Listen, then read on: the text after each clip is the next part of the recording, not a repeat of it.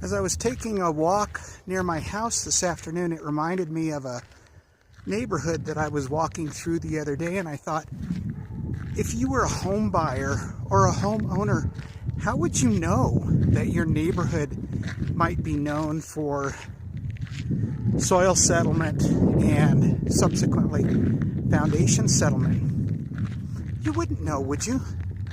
A homeowner's never taught that. A home buyer isn't really taught that unless there are some indicators. So it just pays to be knowledgeable before you get into that type of thing. So you might ask some questions that are not typical. You might ask your realtor, are there any known foundation issues in this neighborhood?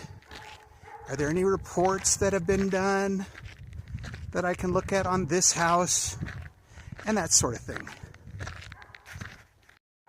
So with the kind of work I do, I get interesting stories from people. I'm in crawl spaces a lot, and I know that black widows like to hang out in openings to these crawl spaces. Well, a customer that I was at the other day said that he was working on something underground, and he had his hand stuck down in there holding a water valve or something like that.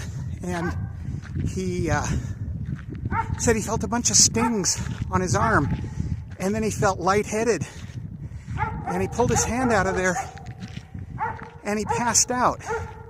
And they took him to the ER and said that he had 300 black widow bites on his hand and that he was lucky to be alive. Anyway, something that I don't want to have to worry about.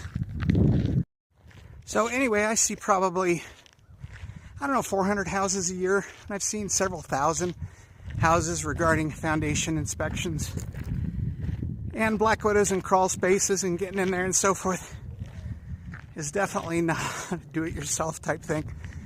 But fortunately, knock on wood, I don't have a piece of wood with me, but I've never been bit by a black widow or a brown recluse or any of those types of things.